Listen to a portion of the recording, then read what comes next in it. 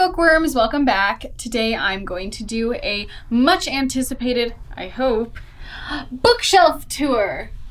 And I'm going to start at the top and then work my way down and we'll see how far we get. I'm going to do this in 2 parts because nobody wants to watch a 1,000,000-hour video. Also, a lot of people who do these talk about the type of bookshelves they have. As you can see, my bookshelves are built into the walls of my apartment. So I did not buy these. You cannot get them, but you can probably pretend if you buy some other shelves and just kind of move the shelves around and they could look like this. I don't know. All right, let's get started. So I'm gonna start with the top up here, which is where I put my candles and my mugs that I've gotten from bookish shops. So the first candle that I have is from an Owl Crate box. It's an Illuminae Files candle that smells like honeydew and it's blue and has some glitter in it. Then I have a candle that is not actually bookish, but is from a bookish shop, and it's it's a orange and chili pepper candle from North Avenue Candles. I don't think she sells this one. Then I have an Owl Crate one that is called, how do I say this, honey? Le Cirque de Rêve. Sure.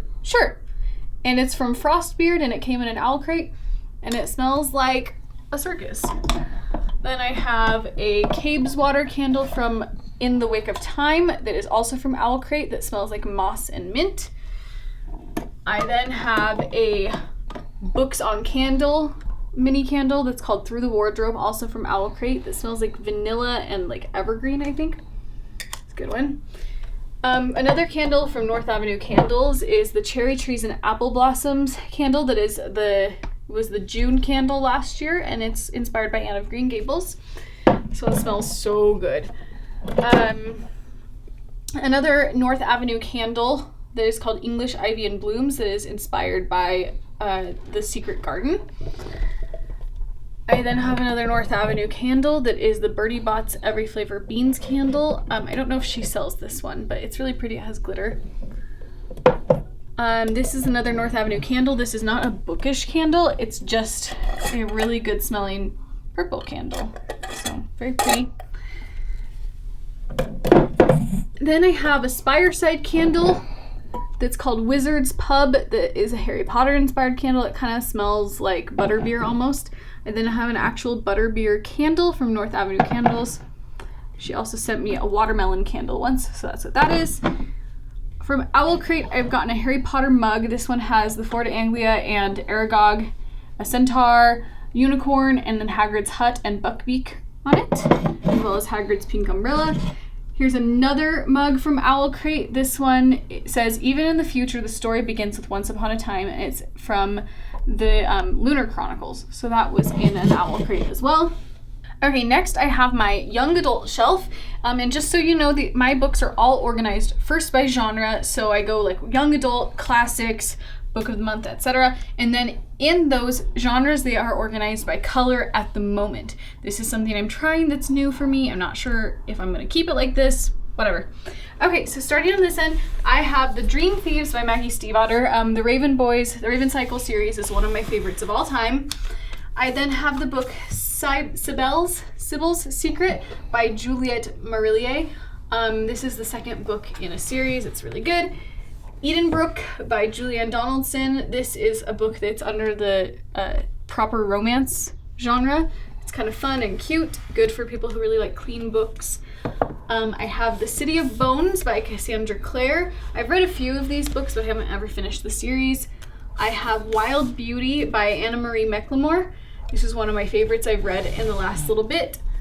Then I have Since You've Been Gone by Morgan Matson. I really love all of her books. They always make me think of summertime. They're super fun and cool. Her new book is coming out, or it just came out a couple of days ago. Also, I have Blue Lily, Lily Blue, which is the 3rd book in the Raven Cycle series by Maggie Stiefvater. Sorry, these are very tight. Then I have The Hazelwood by Melissa Albert. This is the exclusive Owl Crate edition, so it's green instead of black. I then have Stalking Jack the Ripper by Carrie Maniscalco. My dad got that for me, actually. That was a fun one. All the Crooked Saints by Maggie Stiefvater. I will buy anything that she writes. Next is The Fault in Our Stars by John Green. This is my second favorite of his books. The Upside of Unrequited by Becky Albertalli, which was in an owl crate. This is another one of the proper romance books. It's called Blackmore by Julianne Donaldson. I have not read this one yet. This is the first book to that one called Sybil's Secret. It's called Wildwood Dancing. This is a really great book. It's based off of the 12 Dancing Princesses fairy tale. I then have Winter Song by S.J. Jones. This one was a little bit more disappointing to me, but I did enjoy it still. I think I was expecting a lot out of it. 20 Boy Summer by Sarah Auckler. I have not read this since high school. Two-Way Street by Lauren Barnholt. I've also not read that since high school. Impossible by Nancy Werlin. This is a fun one that I like to recommend to people because it has to do with the song Scarborough Fair. I then have Shiver by Maggie Stiefvater with somebody else's name on it because it's a secondhand book. We're going to ignore that. The Gentleman's Guide to Vice and Virtue by Mackenzie Lee. I'm really excited for the second one of this to come out soon. Then I have this random book called Pasadena by Sherry L. Smith that I just picked up one day and decided to read. It was pretty good. It's kind of a weird, like, noir type of book. This Lullaby by Sarah Dessen. I got this in high school. I used to always read her books. My Lady Jane by Cynthia Hand, Brody Ashton, and Jody Meadows. The second one of this, My Plain Jane, which is based off of Jane Eyre, is coming out at the end of this month. I'm really excited for that one. The Cruel Prince by Holly Black. This book kind of changed my life, and now I'm obsessed with it, and the next book doesn't come out till next year, and that sucks. Heart of Iron by Ashley Poston. This one has really cool dyed pages, which is really fun. I then have the first book in the Lunar Chronicles Cinder by Marissa Mayer. So then I also have the fourth book in the Lunar Chronicles series called Winter. I then have a book called Catching Stars by Kayla Keenan. It came in one of the owl crates. One of my favorite books I read last year was The Hearts We Sold by Emily Lloyd Jones. This is Vasa in the Night by Sarah Porter. That's a really good one too. Daughter of the Pirate King by Trisha Levenseller. You might have seen my interview with her. She is awesome, and so is her book. Now I Rise by Kirsten White, which is the second book in her Conqueror saga. I don't have the first one or the third one. Caraval by Stephanie Garber, which is a really fun one. Legendary just came out, and so I just recently read that. Heartless by Marissa Mayer with the exclusive Owl Crate cover. I absolutely love this cover. I think it's so pretty. Roseblood by A.G. Howard. This book is like really beautiful on the inside, even though it wasn't one of my favorites that I read. It was still really pretty. A Court of Mist and Fury by Sarah J. Maas. This is my favorite of the series. And then A Court of Frost and Starlight, which is the first novella in the series. Sky in the Deep by Adrienne Young, which I just did a review of. It's really fun. I liked it a lot. Before She Ignites by Jody Meadows, which is one of the people that wrote the My Lady Jane series. I also have a copy of Twilight by Stephanie Meyer, as well as Eclipse by Stephanie Meyer, which I actually just bought for $1 at a book sale. And then I have the book The Thousandth Floor by Catherine McGee, which I have not read yet. The Historian by Elizabeth Kostova. This is one of my favorite books I've read ever, basically, and it's so good. It's about Dracula, but like in a really creepy way. Turtles All the Way Down by John Green. This is actually my favorite of all of his books. The Forbidden Orchid by Sharon Biggs Waller, which I have not read yet. Clanless by Jennifer Jenkins, which I've also not read yet. And then How to Be Popular by Meg Cabot, which I read in high school and I loved. So this is my classics shelf. I'm going to start on this end with my copy of Persuasion. It's really beautiful. It's a Jane Austen book, as you can see. And one of my favorite book covers of all time is The Virgin Suicides by Jeffrey Eugenides. I love this book. I love the cover. I think it's really stunning. I then have a copy of Watership Down by Richard Adams that my mother-in-law gave me for Easter. I have a lot of copies of Jane Austen books, just FYI. I have a pocket version of Pride and Prejudice by Jane Austen that my friend got for me for my birthday. I have this copy of Emma, also by Jane Austen. I think it's really pretty. The Tudor Rose by somebody named Barnes, but I actually have never read this. I just bought it because it looked cool. I have all 7 novels by Jane Austen in this volume that my mother-in-law got me. A lot of these were presents. I have a copy of Wuthering Heights by Emily Bronte. This is another favorite book of mine. I have a children's classic version of Robin Hood, so I don't really know anything else about that one. I have this copy of The Sea Wolf by, I think this is by Jack London, but I can't remember. I think it's by Jack London. We're just gonna say that. If not, oh well. I'll fix it in the description. Okay, I have this copy of Pride and Prejudice. I have another copy of Pride and Prejudice. I have this beautiful copy of Wuthering Heights by Emily Bronte. Another copy of that that my mother-in-law got for me. I have For Whom the Bell Tolls by Ernest Hemingway. And then I have The Sun Also Rises, that's also by Ernest Hemingway. I have Great Expectations by Charles Dickens. This matches that Emma book that I have. I have another copy of Pride and Prejudice that I won in a book giveaway. There's so many copies of Pride and Prejudice. I have The Picture of Dorian Gray by Oscar Wilde. That's a really cool cover. I have Sense and Sensibility by Jane Austen. I have How to Sail, which is a book by somebody I think named Richard Lane. I just bought this because it was pretty, and now I have read How to Sail. I have this book called The Egyptian by Mika Waltari. I don't really know anything about this book, but I bought it at a thrift store, and it has a cool receipt from the 1940s in it, which is cool. And then I have a pocket copy of Moby Dick by Herman Melville. Okay, next we have a copy of Jane Eyre by Charlotte Bronte, very gothic looking. We have a Harvard Classics version of The 1001 Nights, as well as a Harvard Classics version of the completed works of Ralph Waldo Emerson. Then we have The Further Adventures of Sherlock Holmes by Sir Arthur Conan Doyle. It's a Reader's Digest version of that. And then we have volumes 1 and 2 of the completed works of William Shakespeare, as well as The Book of the Robe by Lloyd C. Douglas, and Jurassic Park and the Lost World by Michael Crichton. And this is the most beautiful cover of any book. Then we have this globe that my friends Nancy and Celeste got for me for my wedding. Then we have this wax seal maker that has an R on it for rabbit, obviously. And then we have this wedding photo of my husband and I, and it's very pretty. I like it a lot. Okay, next I have my book of the month shelf, which I separate from my regular fiction.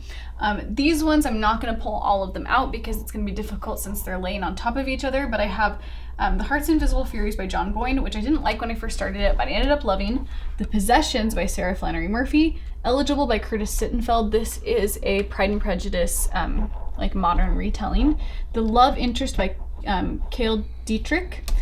Fierce Kingdom by Jen Phillips. I really loved this book. It really stressed me out in a good way. The Last Equation of Isaac Severy by Nova Jacobs. It's like a mathy, philosophical type of book. How to Walk Away by Catherine Senner, which is one of my favorite adult contemporary books I've read in a really long time. The Impossible Fortress by Jason Rekulak, which is a really enjoyable book about video games and the 80s and nostalgia. Circe by Madeline Miller, which I have not read yet. Still Lives by Maria Hummel. The Rules of Magic by Alice Hoffman. This is actually the prequel to Practical Magic, but she just wrote it last year. The Kiss Quotient by Helen Hong, which I am reading at the moment. It's a sexy book about math, which I know doesn't seem like it works, but it really does. The Seven Husbands of Evelyn Hugo by Taylor Jenkins Reid, which is a really fun book. And We're Off by Dana Schwartz. Beasts of Extraordinary Circumstance by Ruth Emmy Lang, which is one of my favorite books I read last year. Eleanor Oliphant is Completely Fine by Gail Honeymoon. Swimming Lessons by Claire Fuller. Then we have this tiny book, which is The Grown Up by Gillian Flynn, which is one of my favorite book covers of all time. Then we have The Fall Guy by James Lasden.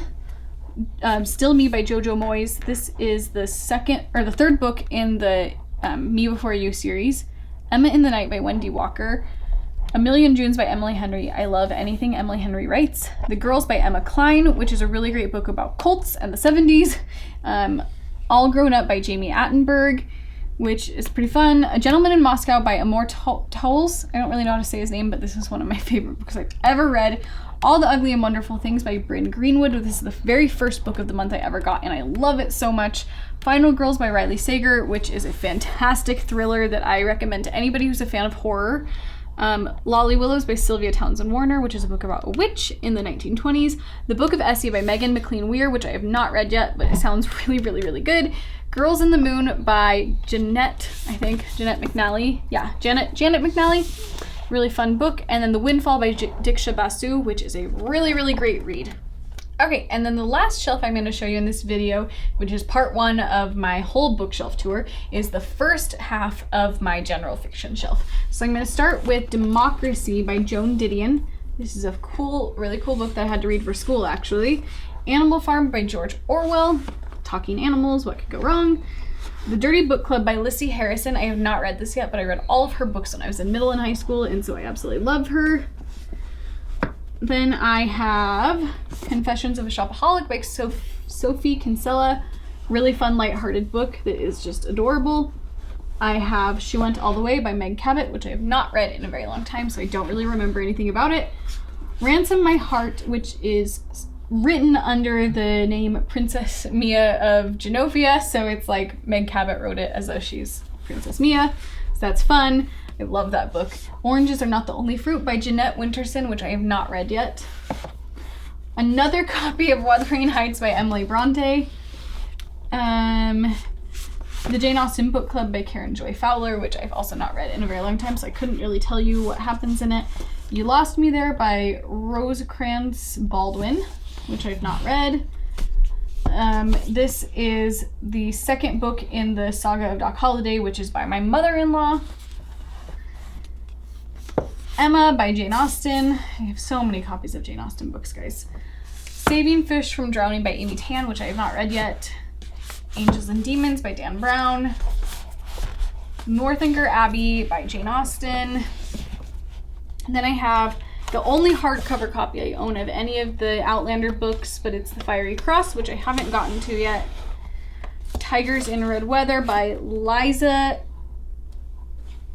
Klausman, but I don't really know anything about this book. I just bought it because it looked cool. I have another Alice Hoffman book called The Marriage of Opposites. The Paris Wife by Paul McLean. This is a really great book. It's about Hemingway's first wife. Then I have Loved Walked In by Marisa de los Santos. This is one of my favorite books of all time. It's so good and so sweet. Jane Austen Ruined by Life by Beth Patillo. I haven't read that in a while, but I remember it being fun. Zorro by Isabel Allende. I don't know. I'm not very good at Spanish, guys. The Night Circus by Erin Morgenstern, which is a really fun book. I think everybody in Bookstagram and Booktube can agree about that. Me Before You by Jojo Moyes, which is the first book in the series.